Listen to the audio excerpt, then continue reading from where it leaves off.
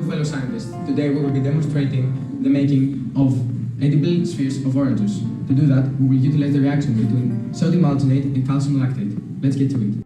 The ingredients we used were sodium alginate, calcium lactate, juice, a pH testing kit, glass beakers and watch glasses, pipette, a precision scale and magnetic stirrer. To begin with, we weigh the sodium alginate and calcium lactate.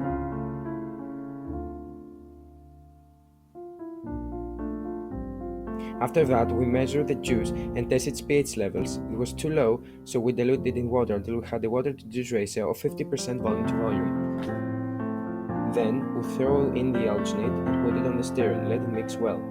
We measured the xanthan gum and add it to the solution.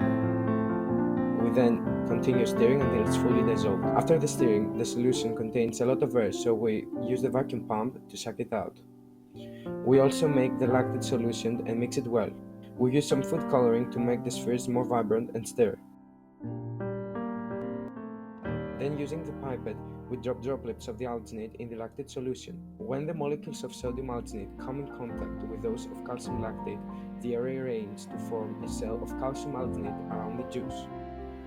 We lower the spheres in a water bath, and now they're ready for serving.